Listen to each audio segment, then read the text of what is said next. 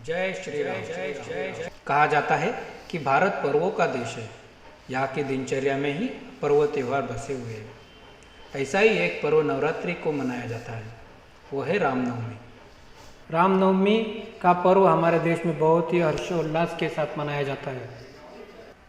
रामनवमी वैसे तो हर साल में 2 बार आती है, इसलिए अभी हम बातें कर रहे हैं कि चैत्र नवरात्रि की रामनवमी। यह चैत्र मास के शुक्ल पक्ष की प्रतिपदा को मनाया जाता है। इस दिन से ही विक्रम संवत का प्रारंभ हुआ था। इस दिन में हम लगातार 9 दिन माता के 9 रूपों की वंदना करते हैं और उनके लिए व्रत भी रखते हैं। हिंदू धर्म में यह दिन बहुत ही पवित्र माना जाता है। इस दिन विक्रम संवत का प्रारंभ होता है। ठीक उसी के 9वें दिन भगवान राम का जन्मोत्सव भी मनाया जाता है। तभी इस पर्व को रामनवमी के नाम से जाना जाता है। तो आज हम आपको रामनवमी के बारे में कुछ जानकारी देना चाहते हैं कि क्या होता है इस पर्व में। राम राज्य शांति समृद्धि की मूल रूप है। रामनवमी के दिन भगवान राम के भक्त भगवान राम को नवमी के दिन उनकी मूर्ति पालने में जुलाते हैं और उनके लिए पूजा पाठ का आयोजन भी होता है। हिंदू धर्म में यह भी माना जाता है कि अगर इस दिन लोग सरयू नदी में स्नान करें तो लोगों को पुण्य का लाभ मिलता है। असुरों का संहार करने के लिए भगवान विष्णु ने राम रूप में पृथ्वी पर अवतार लिया और जीवन में मर्यादा का पालन करते हुए मर्यादा पुरुषोत्तम कहलाए। रामनवमी के दिन हिंदू धर्म के लोग अपने घरों में पूजा का आयोजन करते हैं। इसलिए आपको रोली, एपल, चावल, जल, फूल, एक घंटी और एक शंख लेकर इसकी पूजा करनी होगी।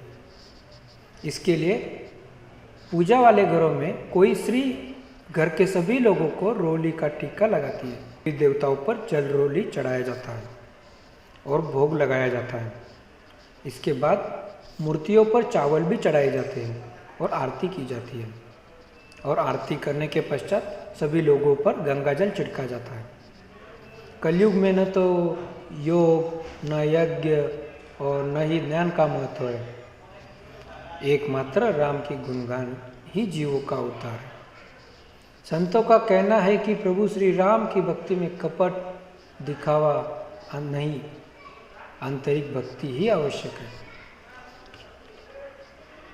गोस्वामी तुलसीदास जी कहते हैं, ज्ञान और वैराग्य प्रभु को पाने का मार्ग नहीं है, बल्कि प्रेम भक्ति से सारे मैल धुल जाते हैं। प्रेम भक्ति से ही श्री राम मिल जाते हैं। भारतीय धर्म संस्कृति में भगवान राम का आदर्श व्यक्तित्व के प्रतीक है।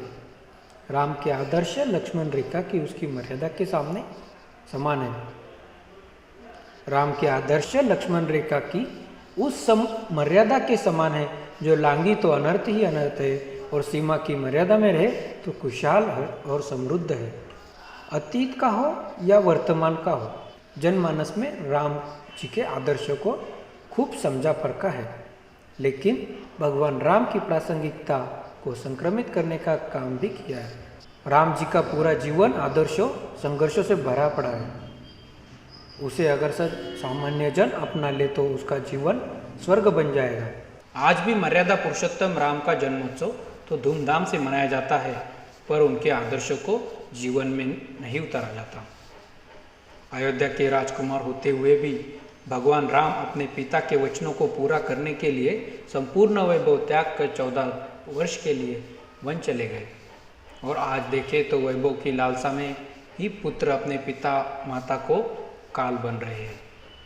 हर रामनवमी और जन्माष्टमी तो उल्लासपूर्व मनाई जाती है, पर उनके कर्म व संदेश को कोई नहीं अपनाते। श्री कृष्ण द्वारा अर्जुन को दिया गया गीता ज्ञान आज सिर्फ एक ग्रंथ बनकर रह गया है। तुलसीदास जी ने रामचरितमानस में भगवान राम के जीवन का वर्णन करते हुए बताया है कि श्री राम प्रातः अपने माता पिता के चरण स्पर्श करते थे, जबकि आज चरण स्पर्श तो दूर बच्चे माता पिता की बात तक नहीं मानते।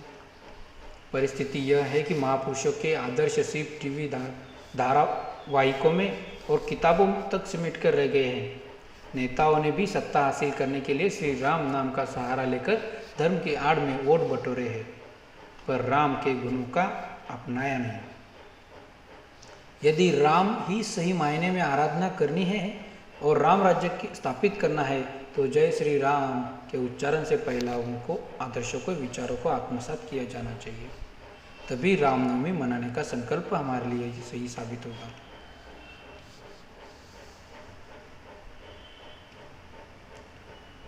लेकिन जनमानस तो सिर्फ राम जी की पूजा में व्यस्त है, यहाँ तक कि हिंसा से भी उसे परहेज नहीं है। राम सिर्फ एक आदर्श पुत्र ही नहीं था, आदर्श पति और आदर्श भाई भी न थे। आज न तो कोई आदर्श पति है और न ही आदर्श पुत्र है, न भाई है। जो व्यक्ति संयमित, मर्यादित और संस्कारित जीवन जीता है, निस्वार्थ भाव से रहता है, उसी में मर्यादा पुरुषोत्तम राम के आदर्शों की झलक पाई जाती है।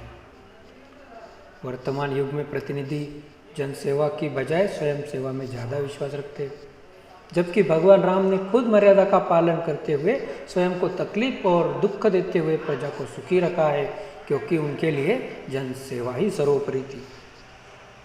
यदि राम जैसे आदर्श और चरित्र केवल 1% भी हमारे देश के नेता अपने जीवन में आत्मसात कर ले तो आज हम विश्व मंच पर सुशोभित हो जाएंगे। प्रजा का सच्चा जनसेवक राम जैसा आदर्श सच्चरित्र आज के युग में होना दुर्लभ है।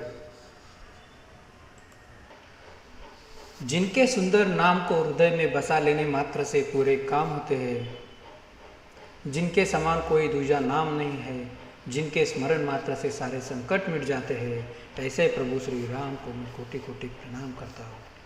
जय श्री राम, जय श्री राम, जय